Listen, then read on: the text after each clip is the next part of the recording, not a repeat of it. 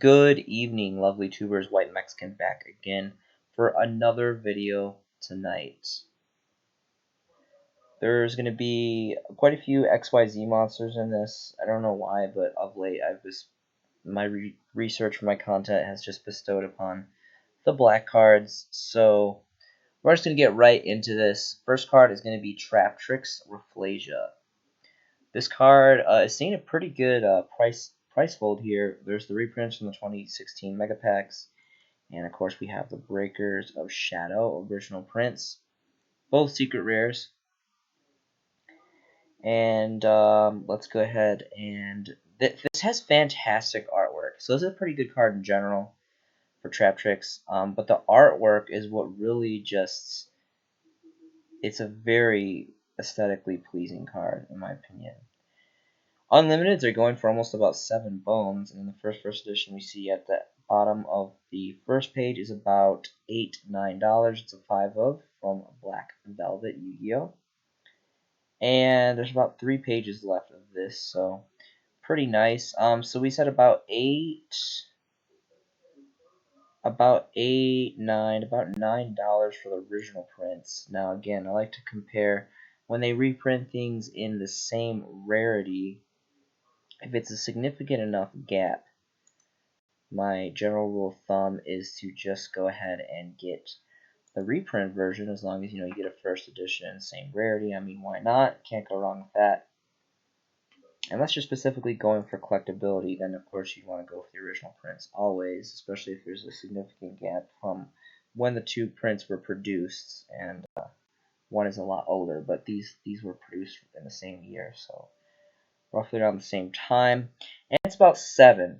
It's about $7. It's about 9 for the original prints and about 7 for the reprint. So this is kind of like, I'll let you guys decide. This is not significant enough of a variation to really merit getting the reprint version. You might as well just get, I would say I would just rather just get, for $2 more, you might as well just go get the original prints. Rafflesia Seduction. Okay, so this is kind of just a random ultimate rare that I stumbled upon by accident when I was actually trying to look at Traptrix Rafflesia. Really cool artwork. Not a really good card by any means. It's just a really old school ultimate rare. Dying from Soul the Duelist. Really old set there. And this card's worth pretty good money. It's kind of a good example, more specifically for the first editions, of course. Otherwise, really not that much. Only 2 pages left of this card. And the first edition we see goes all the way up to 18 bones, and then it goes quickly to 27, and then just doubles up after that. Really not a lot on the market. So it's a really good example of just people buying out random ultimate rares.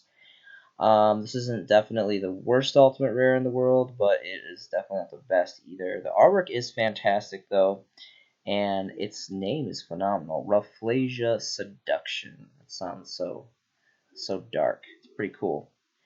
Moving on, so number 86. I've reviewed this several times. I'm an avid fan of this card. This card is great. Before it got banned, I'm pretty sure the last big deck that it was being played in was Six Samurais, and it was just devastating. It was really good. And for a while, I'm an avid, so I am a big Satellar Knight fan, and I ran this in my Satellar Knight builds, and it was just it was fantastic. There is the Prismatic Secret Rare from World Superstars. I actually talked a little bit about this briefly with the last video I shot. A fantastic set. Really check it out. There's a lot of awesome Prismatic Secret Rares in this set. And unfortunately, this card is banned right now, but it's a really good card. You can read the fact if you're not familiar with it. I'm an avid believer that everything comes off the ban list eventually, and this card is no stranger to that. I definitely think it's going to get the same treatment eventually. And it's super cheap. It's literally like barely over $1 all across the board. 5 pages left, so there's plenty of opportunity to get this card, and now's the time to get it, because when it comes unbanned, it's definitely not going to be this cheap. Next card is going to be Bugentai Tsukiyomi. This is the highest rarity, coming as an ultimate rare from Legacy of the Valiant. Now, of course, this is a Bujin support card, but it's got some general kind of flexibility to it, mostly for its first effect right here. You can detach one, pitch your whole hand, and then draw two. So a lot of people will read this and be like, okay, well, like that's like a negative. Why would depending on how many cards you have in your hand? If you only have one card in your hand, it's a +1. If you have more, it could be potentially a negative. But if you are playing something like, I mean, Shaddolls are dark, and you need light monsters for this, but Lightsworn, Dark World, Shaddolls, those are kind of some examples. They're not necessarily like flowy with this card because their effects sometimes don't sync up or miss timing or whatever it may be. But there's plenty of decks. There's a plethora of decks out there that you want to pitch your cards to the grave, and it could be a potential +1. And it's just a really nice looking ultimate rare. And Bujins are a pretty well loved deck. I think there's a pretty good fan base out there for this deck. Unlimiteds, and they've gone up like significantly increased the value because remember when I was in Japan, I was picking up all of the ultimate rare rank 4 Kagutsuchi and Sanoo, and the Sanoo was the most difficult one to get. It was always kind of like the most priciest one out of the 3 Ultimate Rare XYZ rank 4s. This was the cheapest, and it's pretty, like, insane because this first effect is pretty generic. For like decks, you can bust this out. But anyway, it's all the way up. I was buying these like for like $2-3, like left and right for first edition Ultimate Rares. It was really great, good times. And now it's $13. $13 for the first edition there. Only 3 pages left, so thought that was pretty interesting. Next card is going to be Steel Swarm Roach. We have the 2012 Collector's Tin Super Rares, but no one really cares about that because the Generation Force donned a secret rare as an original print, and Generation Force was a transition set. It was the first set that we got. XYZ cards, these amazing, very pleasing to the eye, black looking cards. And these are about 7-ish. 7.6 for unlimited. The first edition we're gonna get is 7.25, and just slowly starts to trickle up after that. And there's 2 pages left. I love the artwork in this. The artwork is fantastic. This kind of reminds me of like an Insector monster. Insectors came out of Order of Chaos, and the style of this artwork just reminds me of Insector. It's really, really great. It's a dark, generic 2 level 4, rank 4 fiend. Stats aren't like super great for a rank 4. Its effect is pretty killer though, and it's just one of those Generation 1 XYZ cards, and it was a lot of money back in the day. Lightning Chidori. This is the ultimate rare print donning from Cosmo Blazer. And this card is increased a lot too. Like, this is just another example of just ultimate rares kind of being, picked up left and right here. Unlimiteds are all the way up to 15 bones. No first editions on the first page, and then the first edition we get on the second page for 20, almost 20 bones. So this is gone up. You see all the Harpy stuff being featured here because you need win attributes for this. Really cool artwork too. Minerva, the Exalted Lightsworn. Finally, I've been waiting for this card to increase in value. It hasn't increased too significantly yet, as we can see here. First edition prints, you're going to be about $8. Again, this is the secret rare reprinted version. Originally, I want to say this came, I think, Ultra and Super, and they were prize cards, and now they're just really big collector cards, but completely unattainable. Like, don't waste your money on this. This is from Battles of Legend, the Generation 1 of Battles of Legend, the first Battles of Legend set, and it had the updated rarities with the secret foiling on the attribute and the level stars, which just looks fantastic. This is such a beautiful card and secret rare, and for the longest time it like would not go up. It was like $2-3, like maybe 4, like once in a while, but just it was not really holding good value at all. And I invested very heavily in Battles of Legends Light's Revenge. This set was just like devastating when it first came out because it had this card, it had like a secret print of Crystal Ring Synchro Dragon, it had um it's kind of, I'm sorry, I apologize. It's kind of slipping my memory, but there's a lot of good secret rares in this set, and it's kind of fluctuated over time. It's kind of like all of like the Battles of Legends set. They always kind of go up and down and fluctuate with the market, but there's always a few cards that come off on the top, and you definitely can make some good value if you buy the sets early. And yeah, so it's around $8, and then it just slowly kind of trickles up after that. 4 pages left of this. This is just a fantastic card.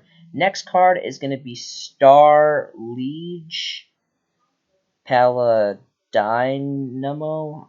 I can't really read this. There's the rare from Dimension Guardians, and then the ultra rares from Zexal Collection 10. Now, not a fan of ultra rares for the most part, but when it gets compared to a rare, of course you're going to want to go for the ultra rare holo foil. Let you guys pause the video, read the effect for this. It's 2 level 8s, and pretty cool artwork. This is this is a pretty cool card. I'm now that I'm just reading it, just thinking about this is a Lost Wind or Bewildering Wind, I guess if you're an OCG. On legs, essentially what it is, in an XYZ form. It's pretty cool, and it's really cheap. It's like a little over $1 if you factor in shipping. Not really a lot of stacks. Most of these are one-ofs besides this one here. 5 pages left for this card. Next card is going to be Diamond Dire Wolf. So, you guys remember this card? This card, like Cosmo Blazer, Abyss Rising era, kind of Dragon Ruler era. This card was really popular, and for quite a while it was very, very expensive. 3 different prints here. You got the 2013 Collector 10 Super Rares, the Battle Pack Monster League, which I was never really...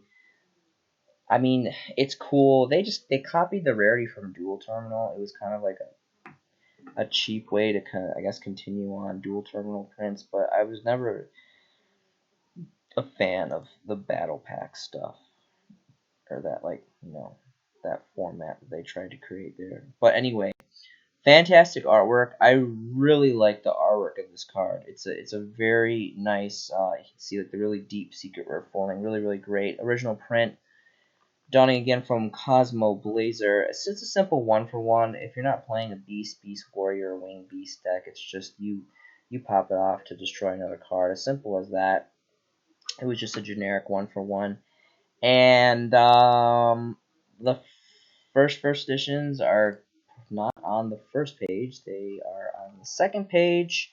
And they have gone all the way up to almost about 9 bones right here for the first edition. So it's kind of at a point now where you're not really comfortable buying it because it's kind of a watered down card. It's not.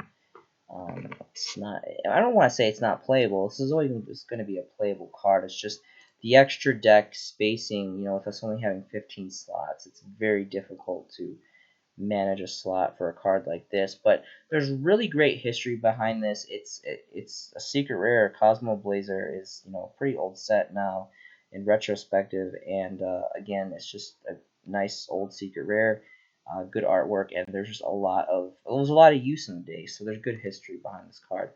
Just like Castel, the Sky Blaster Musketeer, this was also that kind of same time frame, and pretty much everyone was running these cards, at least one of each of these in their extra decks for the most part. There's the Ultimate Rare from Astro Pack 7, which looks really nice. I'm not really going to go into that. You guys kind of know my style now. When things are like a Astro Pack, OTS, Tournament Pack, whatever, Ultimate Rare, they always tend to be very, very pricey, and the majority of the times I really don't go for these cards. I mean, when it's a card I really, really like, yes, I go full on like highest rarity.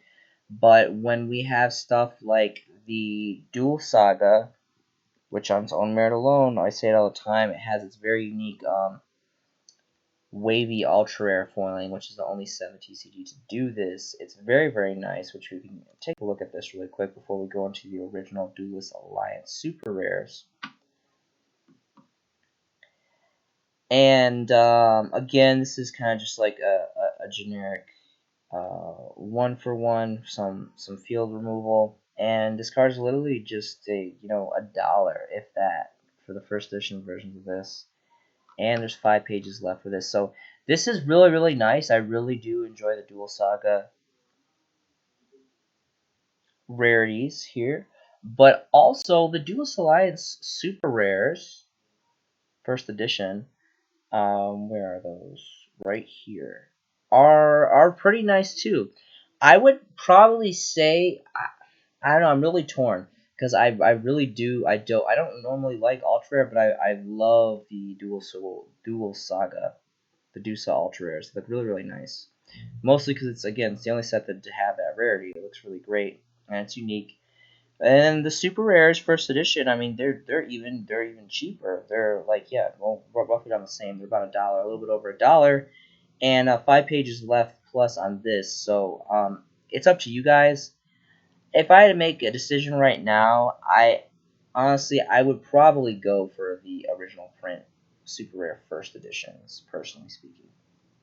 Okay, Denko Seka. So I talk about this card a lot, and it's because I really want to highlight this card because it's still extremely cheap and it is an amazing, amazing side deck card. You have all the ultra rare prints here, but the Battles of Legends, Light's Revenge, Secret Rare, still to this day, I mean, it's increased a little bit in value, but it's still very, very affordable. This is the highest rarity. This is just a blowout card. It's so devastating, this card. You'll find the majority of my decks that I build, I pretty much standardize. I always run 3 Twin Twister and 3 Royal Decree. That's always kind of standard, no matter really what kind of deck I'm playing for the most part. But been messing around a lot with different Shaddoll blends, and I've tend to tech in 3 of these as a side card, to either have 3 of these and 3 Nibiru's, or take other Nibiru's and put these and swap these for the light targets for the construct targets. And these are just very devastating when it comes to back row heavy deck builds. And it's about $3. It's about $3 for this, so it's increased a little bit. Only 4 pages left. Again, this is the highest rarity of this, and being Battles of Legend has the updated secret rare foiling with the attribute and the level stars, and this is just a really, really underrated card, I believe. Next card is going to be Cyberstein. So we have these 2 old versions, the prize card, which is like, okay, I mean, this is just insane. Like, no one's even going to pay this. I get it, it's a prize card. But, who has $200,000 to spend on cardboard? But moving on. And then the Dark Beginnings Rare, which, was really nothing for the longest time, but this was all we had. But in Battles of Legend, Hero's Revenge, which, if I'm not mistaken, I believe this was the 3rd and final, at least so far, Battles of Legend set that we got here in the TCG. We got a secret rare print, which is, like, amazing, and I think it's hilarious how the rare and the ultra rare prize cards are more expensive than this higher rarity as a secret rare print with the updated foiling. Really love the artwork in this card, and this is just a super, super, super ancient card. Like, back in the day, like, I think people used to bust out Blue Eyes Ultimate Dragon with this. Is that what they used to do? Something like that. A really, really nostalgic card, and it's beautiful artwork, and it's this beautiful deep secret rare foiling. And it's like about $2. It's about $2 without factoring in shipping, and there's 5 pages left of this. So I bought tons of these. When this set dropped, this was definitely a key MVP for me, and I have several copies of this that I'm holding because it's not necessarily that this card's going to become super meta. It's just that it's a really old collector's value card, and it came out in this beautiful secret rare foiling, and it just looks amazing. Alright, so the last tab that I'm going to be reviewing here is just going to be a quick brief on Dual Power. I think it's safe to say we all pretty much spent some kind of investment in Dual Power. Me personally, I kind of went overboard. I don't even... I bought several cases of this. Dual Power was one of the, if not, I think the only set to come out all ultra rare after Duelist Saga. I'm pretty sure was the only set before this before this that was all ultra rare, and Duelist Saga was really cool because, again, like I said, I explained before, had that amazing, very unique ultra rare foiling, and I don't know if I was the only one. I couldn't have been. I'm sure there's a lot of people that were kind of banking that pre-ordered this like I did. The reprints were phenomenal, but at least I was expecting the same treatment, the same Dusa treatment with the Duelist Saga Special Ultra Rare foiling. Unfortunately, Konami decided against that, which didn't really matter because Dual Power sold like crazy, and everyone was fighting tooth and nail over the set when it first came out, and it was insane. There's so much that they made two other kits, Dual Devastator and Dual Overload, I believe. Overload. So yeah, this was like the first set to kind of start it all, and Konami made so much money they ended up pushing out and regurgitating two other sets, was kind of interesting. I didn't invest in the other two sets, but the original set here I did. And of course we got reprinted versions. The first reprinted versions. Oh, actually no, not. This is the third reprinted version for Evenly Match, because the 2018 Megatins saw the dawning of the Secret Rare prints.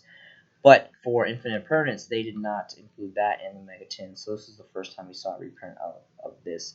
This was hard as hell to pull. I think I barely pulled, I think I pulled like 4 of these, and I bought like cases and cases of Dupo. And this was definitely very hard to pull. A little bit better with the Evenly Match. This had amazing hand traps. Still to this day, I don't know if Nasher is still a solo print. I want to check on that. It's still a solo print, and this card has always held pretty good value. The prices were pretty crazy when the set first came out, but everyone bought it to hell, so the prices plummeted very, very quickly. But this card's still $14, which is very, very impressive, mostly probably because it is a solo print, and Cyber Dragon players need this card. It's a very, very key Cyber Dragon support card. And, even though it's just an ultra rare, still on its merit of being a solo print, I think it's going to maintain pretty good value. I would personally sell them, and I am. I've been kind of waiting for the right time, but the average price is kind of around 15, 14. I think the highest card's ever been was like 23 or 20. So 14, if you can find someone to pass them off for 14, I think that's a phenomenal sell. And, you got Ash Blossom and Galaxy Soldier. This was hard to pull too. The Winged Dragon of Raw Sphere mode. I had a really hard time pulling this too. This and Impermanence were definitely the hardest things for me to pull out of this set. Really great card too, by the way. It's like you can, you have Nibiru or this card as alternatives. Seeing some increase in the ultra version of Crystal Wings and Dragon. This is ugly as shit. I really don't like this version at all. The Battles of Legends and the Shining Victories are holding some pretty good value for that. We have Ghost Ogre, which is not really holding so much. Okay, so this is what made me want to showcase this set. Beat Cop from the Underworld. So I realize this is only an ultra rare, but with that being said, it's a solo print. And Dual Power isn't super old by any means, but it's not a brand new set anymore. And I'm pretty sure that this is correct. This is still a solo print to the best of my knowledge. And it's going to sound kind of crazy, but I really think this is going to be a collector's card. And I'm going to tell you why. I'm not saying it's not going to get reprinted.